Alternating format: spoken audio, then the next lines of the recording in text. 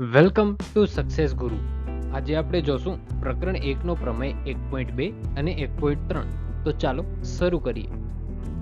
પ્રમેય 1.2 જોઈએ. ધારો કે p એ એક અવિભાજ્ય સંખ્યા છે.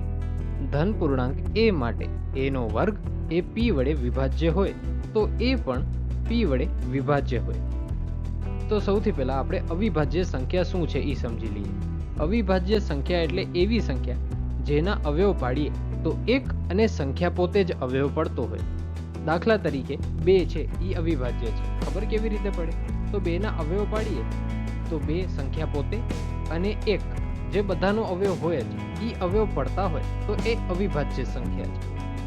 આ પ્રમેયને આપણે ટૂંકમાં સમજી લઈએ. અહીં કીધું છે કે p એ એક અવિભાજ્ય સંખ્યા છે.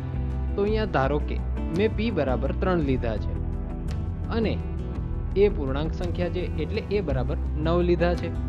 હવે આગળ શું કીધું છે કે a નો વર્ગ એ p વડે વિભાજ્ય હોય. a એટલે 9, 9 નો વર્ગ કરીએ તો આપણે 81 મળે. a નો વર્ગ એ p વડે વિભાજ્ય હોય. શું 81 એ p વડે વિભાજ્ય છે? એટલે કે 81 3 વડે વિભાજ્ય છે. 81 ને 3 વડે ભાગીએ તો આપણે જવાબ મળે 27. એટલે એ 3 વડે વિભાજ્ય છે. અહીં કીધેલું છે કે a નો વર્ગ એ p વડે વિભાજ્ય હોય એટલે કે 81 3 વડે વિભાજ્ય હોય તો a પણ p વડે વિભાજ્ય હોય એટલે કે 9 પણ 3 વડે વિભાજ્ય હોય. આ પ્રમેયમાં આટલું જ યાદ રાખવાનું છે. હવે પ્રમેય 1.3 શરૂ કરીએ. વર્ગમૂળમાં 2 એ અસમય સંખ્યા છે. આપણે સાબિત કરવાનું છે. આ પ્રમેય શરૂ કરતા પહેલા થોડી જાણવા જેવી વાત. જે સંખ્યાને p છેદ q સ્વરૂપે લખી શકાય તેને સમય સંખ્યા કહે છે. p અને q બંનેનો સામાન્ય અવયવ એક જ હોય. એક જ એટલે એક કડે એક 1 ઈ જ હોય. નહીં સંખ્યા એક કડે એક 1 ઈ જ હોય. 2 3 4 કોઈ જ નહીં, 1 એક જ હોય. એનું ઉદાહરણ જોઈએ. 13/17. આ બંને અસમય સંખ્યા છે એટલે એના અવયવ પડે છે 13 × 1 અને 17 × 1. હવે આનો સામાન્ય અવયવ કયો છે? તો તમે જોશો તો આનો સામાન્ય અવયવ 1 નીકળે છે. આવી રીતે p અને q બંનેનો સામાન્ય અવયવ 1 હોવો જોઈએ તો જ એ આપણી સમય સંખ્યા છે. હવે પ્રમેય 1.3 શરૂ કરીએ. કીધેલું છે કે વર્ગમૂળ 2 એ અસમય સંખ્યા છે. તો આપણે પ્રમેય શરૂ કરીએ તો હંમેશા યાદ રાખવાનું કે રકમમાં આપેલું છે એનું ઊંધું લખવાનું. અસમય કીધું છે તો પહેલે કહેવાનું કે આ સમય સંખ્યા છે. આવી રીતે ધારો કે વર્ગમૂળ 2 એ સમય સંખ્યા છે. હવે સમય સંખ્યા કોને કહેવાય? હમણાં જ આપણે જોયું કે p છેદ q સ્વરૂપમાં લખી શકીએ એને આપણે સમય સંખ્યા કહીએ છીએ. તો વર્ગમૂળ 2 બરાબર p છેદ q આપણે લખી શકીએ. હા, આપણે લખી શકીએ. હવે q એ ભાગાકાર સ્વરૂપમાં છે. બરાબરની બીજી સાઈડ લઈ જઈએ તો એ ગુણાકારમાં આવી જાય. q ગુણ્યા વર્ગમૂળમાં 2 બરાબર p. આપણે q વર્ગમૂળમાં 2 લખીએ એટલે q ગુણ્યા વર્ગમૂળમાં 2 એમ જ હોય.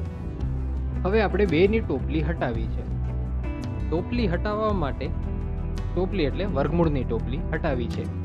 વર્ગમૂળની ટોપલી હટાવવા માટે આપણે વર્ગ કરવો પડે. અને ગણિતમાં નિયમ છે કે આપણે જે કાંઈ પણ કરીએ એ બંને સાઈડ કરવું પડે. તો ચાલો કરીએ. q ગુણ્યા વર્ગમૂળમાં 2 આખાનો વર્ગ બરાબર p નો વર્ગ. મેં હમણાં જ કીધું કે ગણિતનો નિયમ છે આપણે કાંઈ પણ કરીએ તો બંને સાઈડ કરવું પડે. તો ચાલો આને છૂટું પાડીએ. ટોપલી તો હટી જશે. મેં હમણાં કીધું કે ટોપલી હટાવવા માટે જ કરવાનું છે. તો 2 ગુણ્યા q નો વર્ગ બરાબર p નો વર્ગ. આ આપણું સમીકરણ 1 મળ્યું. હવે p નો વર્ગ એ 2 વડે વિભાજ્ય છે અને આથી પ્રમેય 1.2 અનુસાર p પણ 2 વડે વિભાજ્ય થાય. આપણે પ્રમેય 1.2 જોયો, આપણે એ પ્રમાણે કર્યું છે. હવે આગળ હાલીએ. કોઈ પૂર્ણાંક r માટે p બરાબર 2r લેતા. અહીં 2r લીધા શું કામ?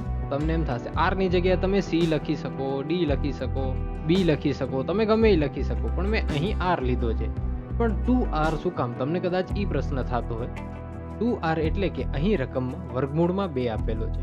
કદાચ વર્ગમૂળમાં 3 આપેલો હોત તો આપણે 3r લેત. વર્ગમૂળમાં 7 આપેલો હોત તો આપણે 7r લેત. એવી રીતે આપણે અહીં 2r લીધો છે. હવે સમીકરણ 1 માં p બરાબર 2r મૂકીએ. તો અહીં મેં સમીકરણ 1 માં p બરાબર 2r મૂકી દીધું છે. હવે 2r નો વર્ગ કરીએ તો આપણી કને મળશે 4r નો વર્ગ એટલે કે 4r નો વર્ગ. હવે અહીં q નો વર્ગને એકલો પાડીએ તો 2 અહીં ગુણાકારમાં છે, સામે જશે તો એ ભાગાકારમાં આવી જશે, કંઈક આવી રીતે. હવે આપણે 4 ને 2 વડે ભાગી દઈએ તો આપણે મળશે q નો વર્ગ બરાબર 2r નો વર્ગ એટલે કે 2r નો વર્ગ. q નો વર્ગ એ 2 વડે વિભાજ્ય છે અને આથી પ્રમેય 1.2 અનુસાર q પણ 2 વડે વિભાજ્ય થાય. આપણે પ્રમેય જોયો જ છે. હવે અહીં આપણે બીજું સમીકરણ પણ મળી ગયેલ છે, જે છે q નો વર્ગ બરાબર 2r નો વર્ગ.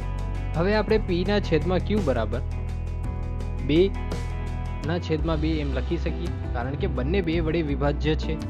2 ના અવયવ શું પડે? 2 ગુણ્યા 1, 2 ગુણ્યા 1. તો આનો સામાન્ય અવયવ શું થયો? 2 થયો, કારણ કે 2 ગુણ્યા 1 કરો તો આપણે જવાબ મળે 2. આપણા નિયમ પ્રમાણે p અને q નો સામાન્ય અવયવ 1 હોવો જોઈએ. 1 છે નથી ને, માટે આ અસમય સંખ્યા છે. p અને q નો સામાન્ય અવયવ 2 છે, પરંતુ p અને q નો સામાન્ય અવયવ 1 હોવો જોઈએ, જે મેં તમને હમણાં પણ વાત કરી. તેથી વિરોધાભાસ ઉત્પન્ન થાય છે.